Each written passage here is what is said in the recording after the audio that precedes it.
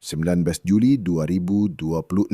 Malam telah tiba di ibu kota Rusia, Moskwa. Terletak sekitar 280 mil dari Ukraina, kota dengan 13 juta penduduk, ini sedang tertidur. Namun Moskwa akan segera mengalami kejutan yang tidak menyenangkan karena pasukan drone Ukraina sedang menuju ke sana. Bukan hanya beberapa drone atau bahkan sekitar 2 lusin drone saja. Lebih dari 400 kendaraan udara tak berawak telah terbang ke udara dan melaju menuju pusat politik, ekonomi, dan budaya Rusia. Misi kawanan ini jelas, menimbulkan kekacauan di ibu kota Rusia, menghancurkan infrastruktur yang berharga, dan melanjutkan upaya Kiev untuk membuat perang ini semahal mungkin dan tak bisa dipertahankan oleh musuh-musuhnya. Saat drone-drone itu mendekati Moskow, lingkaran pelindung radar dan sistem pertahanan udara kota mulai diaktifkan. Sistem rudal seperti Pansir S-1 mulai diaktifkan. Unit pertahanan udara bergerak mengarahkan senjata mereka ke langit, dan sistem peperangan elektronik mulai memancarkan sinyal pengacau di sekeliling mereka. Tapi itu semua terlalu sedikit dan sudah terlambat. Kawanan drone itu sudah berada di gerbang, dan jumlahnya terlalu banyak untuk dihadapi oleh pertahanan Rusia yang sudah melemah. Dalam hitungan menit, ledakan pertama akan terjadi, dan asap akan kembali memenuhi langit ibu kota Rusia. Dan serangan itu terjadi hanya 24 jam setelah ibu kota Ukraina Kiev mengalami salah satu serangan terburuk sepanjang perang ini. Pada malam tanggal 18 Juli, Rusia memutuskan untuk meluncurkan serangan besar-besaran rudal balistik ke Kiev dengan tujuan jelas untuk menimbulkan kerusakan sebanyak mungkin tanpa memperdulikan berapa banyak warga sipil yang ikut menjadi korban. 41 rudal dari berbagai jenis tercatat memasuki wilayah udara kota itu di tengah malam. Banyak diantaranya melaju lebih cepat dari kecepatan suara. Pada saat sirene serangan udara mulai berbunyi di sekitar ibu kota Ukraina, hampir tidak ada waktu sama sekali bagi para penduduk untuk bergegas bangun dari tempat tidur, mengumpulkan orang-orang tercinta, dan mencari perlindungan. Sebelum ledakan dimulai, kecepatan dan kemampuan manuver rudal-rudal tersebut, ditambah dengan jumlahnya yang sangat banyak, membuat pertahanan udara Ukraina sangat kesulitan menghadapi serangan itu, yang juga melibatkan sekitar 125 drone Rusia, menurut laporan. Ukraina telah mengembangkan salah satu jaringan pertahanan udara berlapis paling kompleks di dunia, yang melibatkan campuran sistem rudal barat seperti Patriot dan Iris TSLM, sistem-sistem Soviet lama, seperti S-300. Alat pengacau peperangan elektronik, menara otomatis, dan kelompok menembak bergerak yang dipersenjatai dengan senjata anti pesawat, senapan mesin berat, serta sistem rudal panggul. Sayangnya, negara ini semakin kehabisan rudal pencegat mahal yang dibutuhkan untuk menghadapi ancaman Rusia yang paling cepat dan berbahaya, seperti rudal jelajah dan rudal balistik. Jadi meskipun militer Ukraina mampu menembak jatuh sebagian besar UAV, yaitu menghancurkan 108 dari 125 unit, mereka hanya bisa menghentikan kurang dari setengah jumlah rudal, tepatnya 18 rudal. Sisanya menghantam target mereka, dengan banyak ledakan terdengar di sekitar Kiev, membawa kehancuran lebih lanjut ke kota yang sudah terus-menerus menderita sejak konflik dimulai pada Februari 2022. Dentuman dan ledakan memenuhi udara, dengan banyak rudal meninggalkan tumpukan puing dan kebakaran besar di lokasi yang mereka hantam. Hantaman terjadi di beberapa distrik kota itu, dengan gedung-gedung tempat tinggal, gudang, asrama, dan supermarket, semuanya termasuk di antara bangunan yang rusak selama malam hari. Menurut wali kota Kiev, Vitali Klitschko, sebuah stasiun metro yang dekat dengan pusat kota juga rusak, dan sebuah lorong pejalan kaki bawah tanah di dekatnya ambruk, menyisakan hanya tumpukan puing-puing untuk disisir oleh para petugas penyelamat. Sekitar 600 dari para pekerja tersebut, serta petugas medis, polisi, dan personel darurat lainnya dikerahkan setelah serangan itu untuk memadamkan api, membersihkan puing-puing, menyelamatkan warga sipil yang terjebak, dan memberikan perawatan medis darurat bagi mereka yang membutuhkan. Presiden Ukraina Volodymyr Zelensky kemudian melaporkan bahwa setidaknya 1 orang telah tewas, dengan 16 lainnya terluka dan beberapa dalam kondisi serius. Andriy Sybiha, penjabat Menteri Luar Negeri Ukraina, menyatakan bahwa ini adalah serangan rudal terbesar yang dialami Kiev sejak perang dimulai. Dan ibu kota bukan satu-satunya target Rusia. Sementara api masih menyala di Kiev, drone dan bom Rusia juga menyerang kota-kota dan wilayah lain di seluruh negeri. Ada laporan serangan di Zaporizhia, di mana 1 orang tewas, dan Kherson, di mana 2 orang tewas, termasuk seorang wanita berusia 75 tahun. Kematian lain terjadi di wilayah Dnipropetrovsk, dan seorang anak laki-laki berusia 16 tahun kehilangan nyawanya di kota Odessa setelah Rusia menyerang taman hiburan. Serangan demi serangan, ledakan demi ledakan, kematian demi kematian. Serangan tanpa henti dari Rusia terus berlanjut, tetapi Ukraina sekarang tidak harus hanya diam dan menerimanya begitu saja. Sekarang Ukraina memiliki senjata untuk melancarkan serangan balasan jauh ke dalam wilayah Rusia, membuat Kremlin membayar atas setiap serangan. Dan dalam beberapa jam setelah serangan ke Kiev, pasukan Ukraina langsung mulai mempersiapkan serangan balasan mereka. Setelah mengalami serangan besar-besaran di ibu kotanya, Ukraina sangat ingin membalas dengan serangan serupa ke Moskow. Jadi, sepanjang tanggal 19 Juli, saat para petugas penyelamat masih sibuk di jalan-jalan Kiev, kru drone Ukraina mempersiapkan kawanan besar UAV yang terdiri dari berbagai model, termasuk drone umpan dan unit serang satu arah jarak jauh, seperti Firepoint FP-1. Dan begitu matahari terbenam, kawanan itu dilepaskan dengan memanfaatkan gelapnya malam. Ratusan drone Ukraina terbang ke udara dari berbagai lokasi, dan meskipun sebagian besar melaju menuju ibu kota Rusia, para komandan Ukraina tidak hanya berfokus pada Moskow. Mereka juga ingin memastikan bahwa mereka tidak mengabaikan lokasi dan target lain yang sama pentingnya, jika tidak lebih penting. Sementara ratusan drone memulai penerbangan panjang mereka ke arah timur laut, kawanan yang lebih kecil bergerak ke arah sebaliknya, ke selatan, menuju Laut Azov, perairan penting yang terletak di antara semenanjung Crimea dan daratan utama Rusia, serta Laut Hitam yang terletak lebih jauh ke selatan. Kapal armada bayangan Rusia telah beroperasi secara luas di perairan ini, secara ilegal mengekspor minyak dan komoditas lainnya.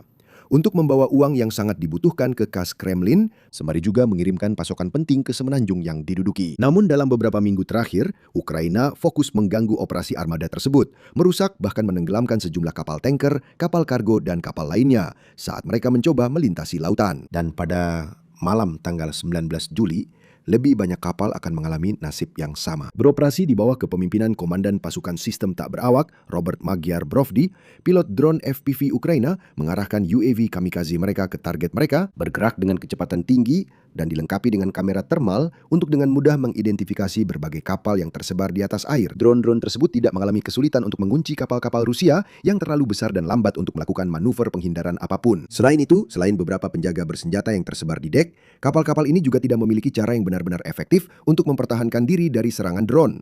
Drone-drone Ukraina mengunci target dan melaju menuju kapal-kapal tersebut. Ledakan pertama terdengar, menimbulkan riak di permukaan air. Para kru dan kapten di kapal-kapal lain mendengar benturan itu dan melihat kobaran api, tetapi tidak punya waktu untuk berbalik arah. Mengetahui mereka adalah berikutnya, yang bisa mereka lakukan hanyalah menunggu dan bersiap menghadapi benturan. Kapal lain terkena, lalu kapal berikutnya, dan berikutnya lagi. Dengan drone Ukraina secara khusus menargetkan bagian terpenting dari setiap kapal, membuat lubang di lambung mereka dan memicu kebakaran di bangunan atas kapal mereka, meninggalkan mereka terdampar dan berasap, sementara para awak kapal berlari menuju Sokochi. Pada saat keadaan mulai tenang, total 7 kapal telah rusak akibat serangan drone tersebut. Itu membuat total keseluruhan kapal armada bayangan yang diserang oleh Ukraina pada bulan Juli mencapai angka luar biasa, yakni 183 kapal. Setelah kejadian itu, pejabat Rusia memutuskan untuk menangguhkan operasi pengiriman di Laut Azov. Hal ini akan berdampak langsung pada keuangan negara tersebut, karena mereka tidak lagi dapat mengangkut minyak dan hasil panen melalui jalur air ini ke pembeli internasionalnya. Dan saat asap memenuhi langit di atas laut,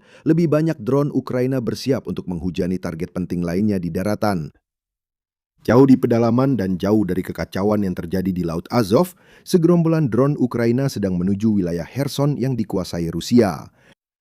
Dikendalikan oleh tim operator dari Pusat Operasi Khusus Alfa Dinas Keamanan Ukraina. Drone-drone itu tidak sekedar memindai area untuk mencari aset Rusia manapun yang bisa mereka rusak atau hancurkan. Mereka sudah menetapkan sasaran yang sangat spesifik, dan setiap drone itu langsung menuju ke sasaran tersebut. Target tersebut adalah Pusat Koordinasi Dinas Keamanan Federal Rusia atau FSB, penerus modern dari KGB Uni Soviet yang terkenal buruk namanya, didirikan di sebuah fasilitas asrama tua yang telah dialihfungsikan oleh Rusia setelah militer mereka mengklaim kendali atas wilayah tersebut. Pusat tersebut dilaporkan menampung hingga 100 personel militer dan petugas FSB pada waktu tertentu. Kemungkinan besar ada puluhan orang di dalam gedung itu tertidur lelap pada dini hari tanggal 20 Juli saat drone Ukraina mendekat. Mereka mengira mereka aman dan mereka punya alasan kuat untuk berpikir seperti itu karena pusat tersebut dijaga ketat. Menurut Dinas Keamanan Ukraina sendiri, ada beberapa penjaga bersenjata yang berjaga di fasilitas itu, mengawasi setiap ancaman yang datang. Pasukan Rusia juga telah mendirikan pos pemeriksaan di area sekitar yang beroperasi pada saat serangan terjadi, serta penghalang dan tempat perlindungan bawah tanah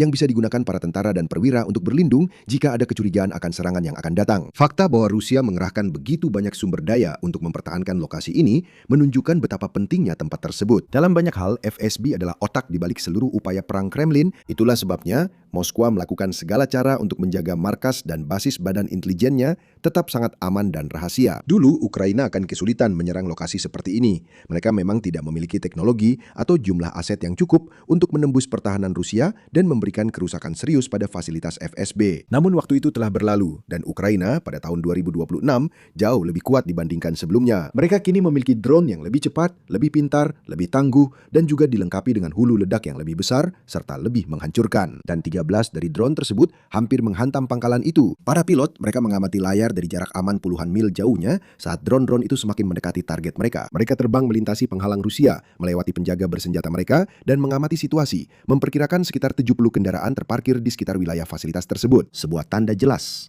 bahwa kemungkinan ada puluhan perwira di dalam pada saat itu. Didorong oleh fakta tersebut dan bersemangat untuk memberikan pukulan besar kepada badan intelijen musuh, para pilot melaju lebih cepat. Mereka menyebar sebelum menerbangkan drone mereka langsung ke dalam kompleks.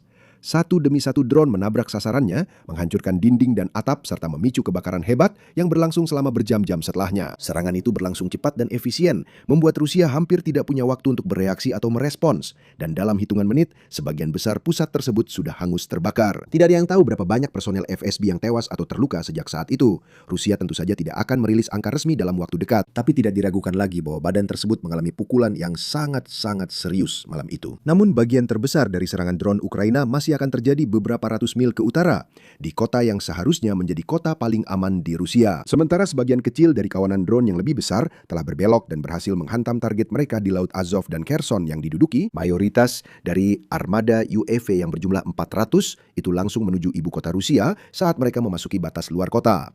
Beberapa drone berhasil dijatuhkan oleh pertahanan Rusia. Beberapa drone mengalami gangguan sinyal oleh sistem peperangan elektronik terbaru milik Kremlin. Dengan sistem komunikasi dan navigasi mereka yang dinonaktifkan, drone-drone itu berputar-putar di udara lalu jatuh ke tanah di bawahnya. Yang lain ditembak jatuh oleh interseptor dan tim darat. Kawanan itu perlahan-lahan berkurang, tapi ukurannya terlalu besar untuk bisa sepenuhnya dimusnahkan oleh Rusia. Dan banyak UAV berhasil melewati lingkaran pertahanan luar Moskow sebelum berpencar dan menuju sasaran masing-masing.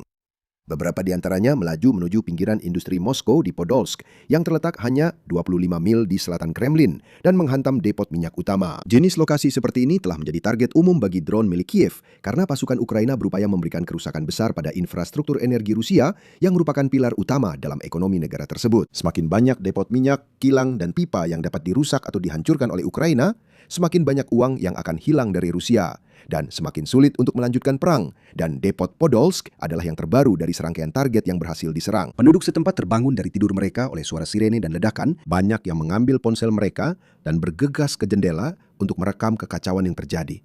Rekaman kamera dan gambar yang dibagikan secara online beberapa menit kemudian menunjukkan pemandangan kehancuran dengan asap hitam tebal membumbung tinggi dan memenuhi langit kota. Dan sebuah pusat logistik setempat dievakuasi dengan tergesa-gesa karena takut lebih banyak drone akan menuju ke sana. Lebih ke timur, kota Domodedovo yang merupakan rumah bagi salah satu bandara utama Moskow juga akan merasakan amukan penuh dari pasukan sistem tak berawak Ukraina saat drone-drone mereka melayang di langit dan menghujani lokasi logistik penting lainnya, yaitu Taman Industri Yuzhny Vrati.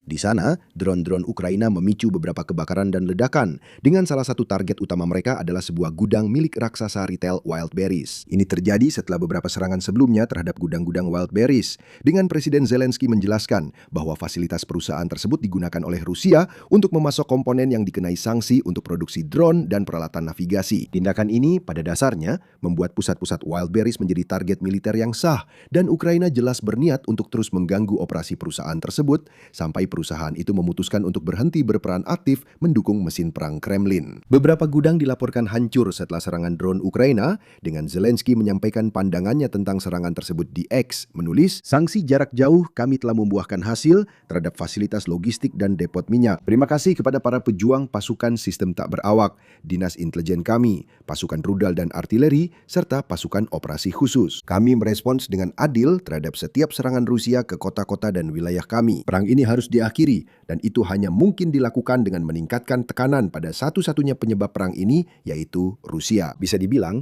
dampak terpenting dari serangan ini bukanlah kerusakan yang terjadi atau biaya perbaikan besar yang harus ditanggung Kremlin. Setelah melihat beberapa fasilitas mereka terbakar, dampak psikologisnya yang paling besar. Jutaan penduduk Moskow sekali lagi dihadapkan pada kenyataan pahit bahwa kota mereka tidak seaman yang seharusnya. Mereka sedikit merasakan apa yang telah bertahun-tahun dipaksa ditanggung oleh penduduk Kiev, sementara presiden mereka, Vladimir Putin, dibuat malu.